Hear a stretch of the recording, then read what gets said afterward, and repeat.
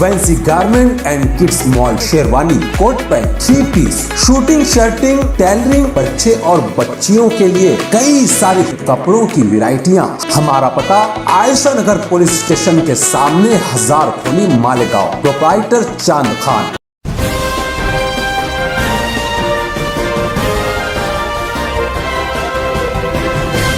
मानव समाचार, मानवता के हक में। शहर की आवाम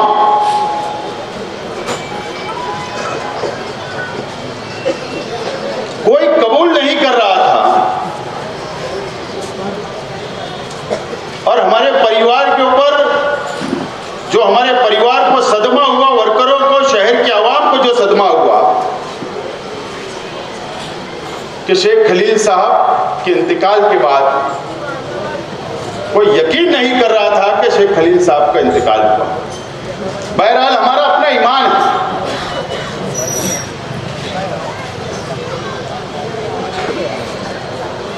कि एक दिन इस दुनिया से हमको जाना है। अगर वक्त तय है, दिन तय है, तो शेख खलील साहब गए और कल अब हम लोगों को भी इस दुनिया छोड़कर जाना है। अल्लाह ताला ने हमको सब्र दिया, हमारे वर्करों को सब्र दिया, चाहने वालों को अल्लाह ताला ने सब्र दिया।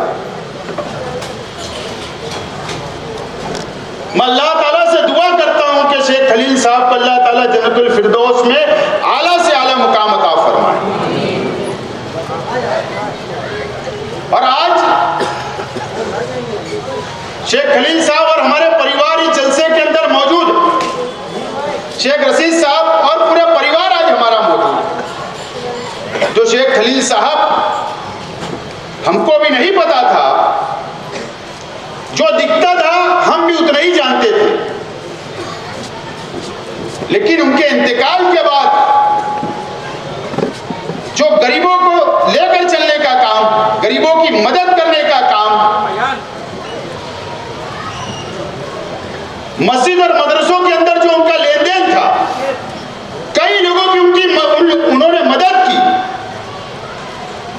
कई बच्चियों के सर के ऊपर हाथ रखा, और ना जाने आज तक हमको नहीं पता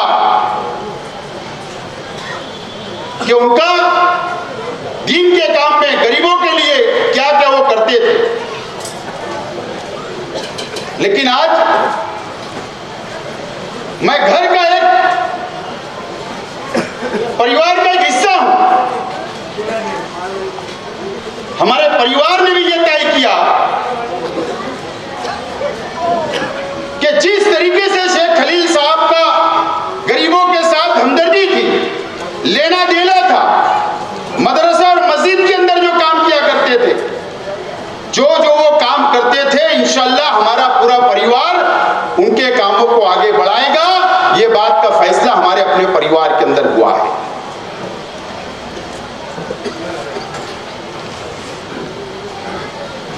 दोस्तों, ये शहर को मस्जिद और मीनारों का शहर कहा जाता और हमें फख्र है। और अल्लाह का बहुत एहसान है कि अल्लाह ताला ने मालेगांव जैसे शहर के अंदर हमको पैदा किया। अल्लाह का बहुत एहसान है। लेकिन इस शहर की जो सियासत है इतनी गंदी हो सकती है, यह हमने नहीं सोचा था। शेख रशीद साहब और हमारे भाई लोग इंतकाल के बाद शेख खलील साहब को मालेगांव भी नहीं लाए। जो मेरी मालूमात है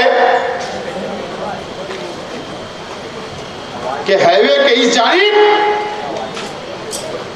जश्न मनाया गया, पार्टी मनाई गई और खुशी मनाई गई, और कई लोगों ने लड्डू और पेड़े तकसीम किए।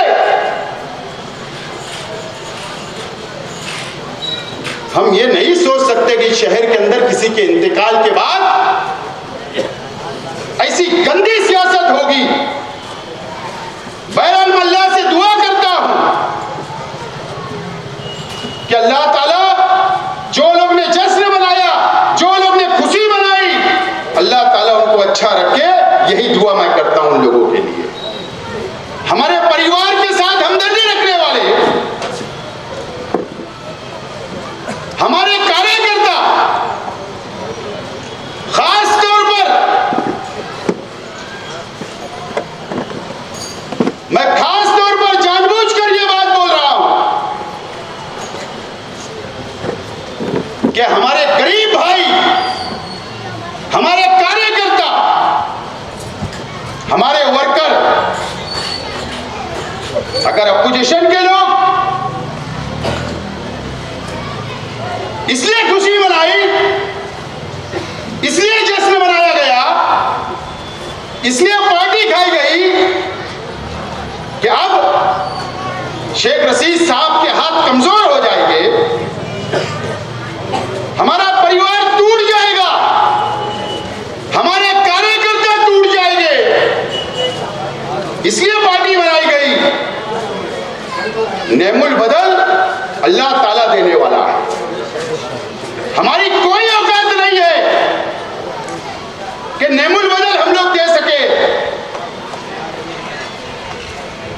लेकिन शेख खलील साहब का भतीजा हूं, शेख रशीद साहब का लड़का हूं, शेख सफी साहब मेरे दादा,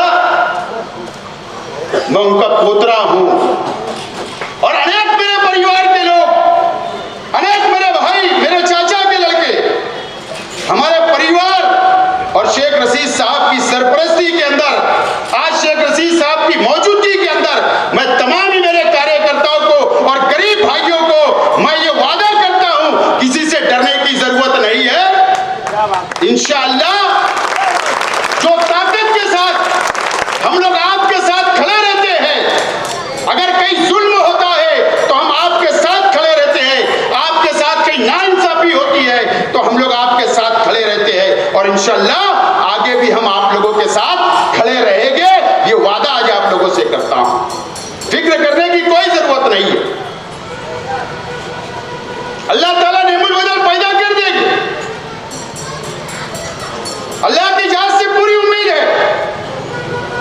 लेकिन यह आप लोगों को सोचना है कि इस शहर के अंदर भी इतनी गंदी सियासत होगी क्या, यह आप लोगों को सोचना है, हमको नहीं। इसके घर मैयत नहीं होगी, कोई जिंदगी भर यहां रहने के लिए नहीं आया, लेकिन आने वाले दिनों के अंदर आपको फैसला करना है कि इस शहर की सियासत कैसी होना चाहिए।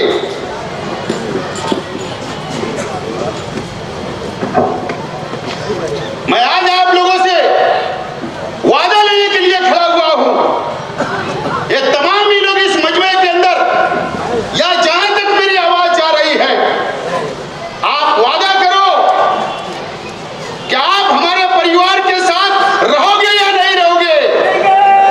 हाथ उठाकर मुझको बोलो, एक एक कार्यकर्ता हाथ उठाकर बोले हमारे परिवार के साथ मजबूती के साथ खड़े रहना है आपको। मैं आपका शुक्रिया अदा करता हूं, और आप अगर हमको हिम्मत देंगे, आप हमको अगर सियासी ताकत देंगे, तो ऐसे 10 अपोजिशन पार्टियां बनाए, खुशी मनाए, इंशाअल्लाह अल्लाह के सिवा हमारा कोई बिगाड़ नहीं सकता है। ये इनकी क्या औकात है, कोई बात डरने की जरूरत नहीं है, हम लोग लड़ेंगे और इंशाअल्लाह जीतेंगे, और आने वाले कॉरपोरेशन के अंदर अगर आपका साथ रहा, इंशाअल्लाह जरूर हम आप लोगों के साथ खड़े रहेंगे और हम लोग कामयाब होंगे।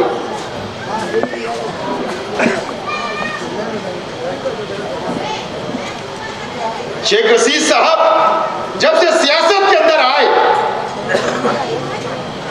मैं साफ तौर पर कहना चाहता हूं, यहां हमारे बुजुर्ग बैठे हुए हैं, ये नौजवान जो बैठे हुए हैं, शायद इनको नहीं पता है, लेकिन इस गुरुग्राम वार्ड के अंदर या इस शहर के अंदर जो गरीब है, जो मजदूर है,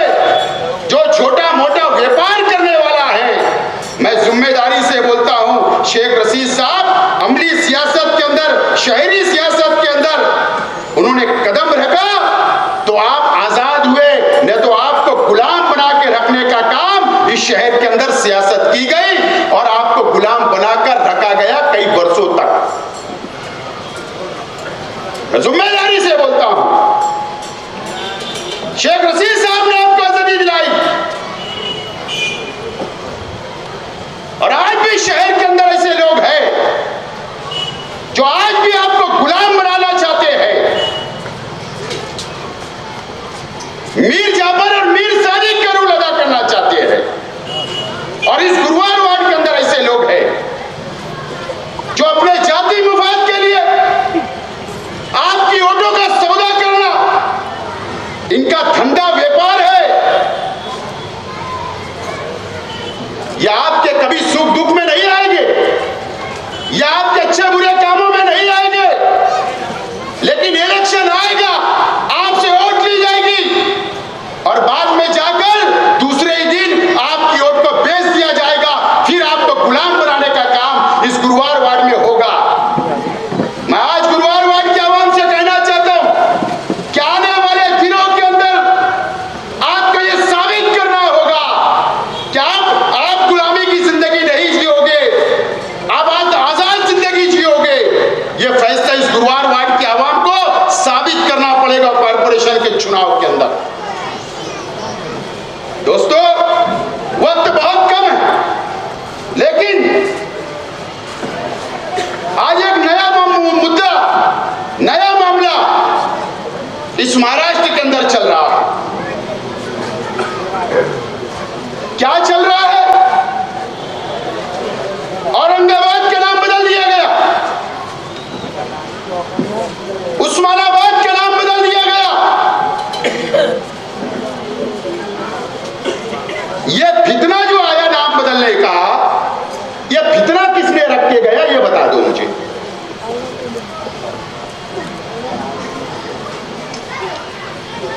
जब मस्जिद के लाउड स्पीकर राज ठाकरे ने कहा कि मस्जिद के लाउड स्पीकर उतारे जाए, अजान पर पाबंदी लाई जाए, उस वक्त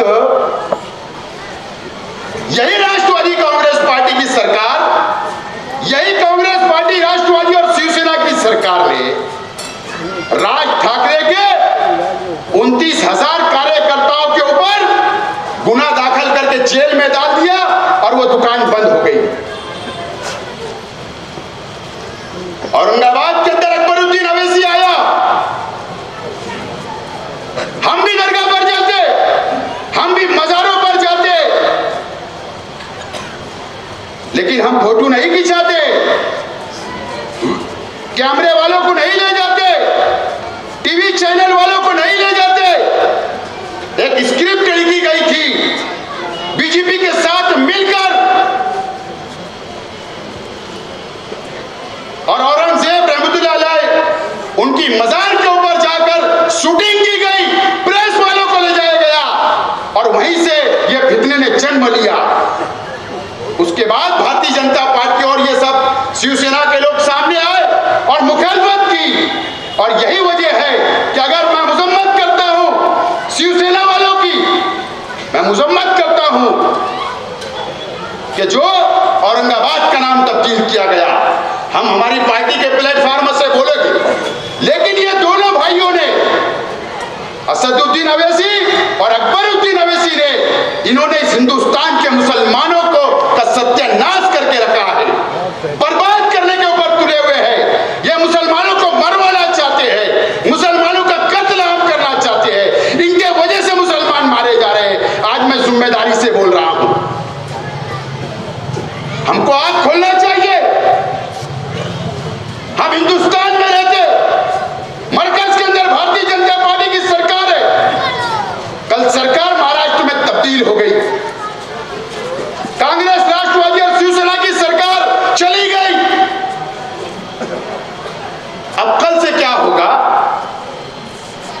2.5 साल कोई फसाद नहीं हुआ, मुसलमानों को नहीं लूटा गया, मकाने नहीं जलाए गए, लेकिन ये भारतीय जनता पार्टी और ये शिवसेना के जो गढ़ गया, उनकी सरकार बन गई। और उनका मिशन क्या है आपने देख लो कि हिंदुत्व के नाम पर एक हुए, हिंदुत्व के नाम पर। अगर आने वाले दिनों के अंदर ये दो भाई खलीफा को, ये इमाम वालों को ये पार्सल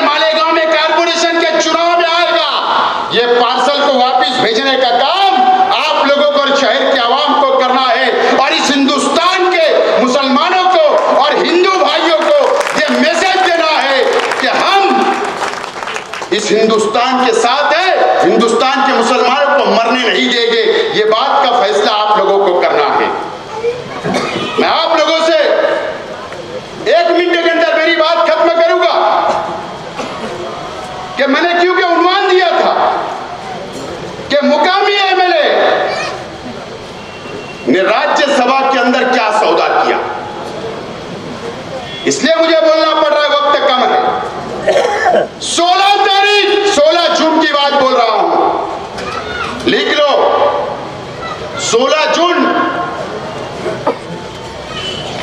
को 4 बजे से 6 बजे तक ये दिल्ली में कौन से मिनिस्टर के पास बैठे हुए थे। 20 जून को राज्यसभा की वोटिंग थी, और ये 16 जून को दिल्ली के अंदर मुख्तार अब्बास नकवी की ऑफिस के अंदर मुकामी एमएलए बैठा हुआ था। और ये फोन आया कहां से, दिल्ली कहां से फोन गया? सागर बंगला जो कल और आज बहुत मीडिया में चल रहा है, मलबार हिल के ऊपर मुंबई में, वहां से फोन गया कि इनकी हज की फाइल मंजूर कर दो। इनके लिए हज की बात नहीं, ये तो वो भी वीजा मांगने गए भीख में कि सरकार के कोटे से मुझे भेजो हज पर, लेकिन हज की फाइल मंजूर कराने का सौदा किया गया और मालेगांव के मुसलमानों की वोट को बेच दिया गया और राज्यसभा के अंदर भारतीय जनता पार्टी का उम्मीदवार चुनकर चला गया। मैं आज बुनकर भाइयों से पूछना चाहता हूं, मुझे गौठान के अंदर 20% भी वोट नहीं मिली, मुझे दुख नहीं है, अफसोस नहीं है, मैं एहतराम करता हूं, लेकिन गौठान के अंदर रहने वाले बुनकर भाई मुझे बताइए, 2.5 साल के अंदर मेरा आपसे सवाल है कि आपके एमएलए ने ये शहर के अंदर बुनकरों के लिए क्या किया? अगर आपके लिए कम से कम कर देते तो कम से कम हम लोग जैसे लोग तो बोलते कि आपके लिए किया। क्या वजह से आप वोट देते हो? मैं आज तक हैरान हूं। आपको भी समझना पड़ेगा, न तो हुकूमतें बदल रही, ऐसे शख्स अगर बैठेगा तो इस शहर की सरहद पर बात होगी, इसके जिम्मेदार भी आप लोग होंगे, क्योंकि आपका फैसला अच्छा नहीं होता। मैं ज्यादा वक्त नहीं लेते हुए सिर्फ इतना बोलूंगा, आने वाले कारपोरेशन के चुनाव के अंदर आपको ईंट से ईंट बजाना है और इंशाअल्लाह 40 पार आप लोग चुन कर दोगे और हमारा और शेख रशीद साहब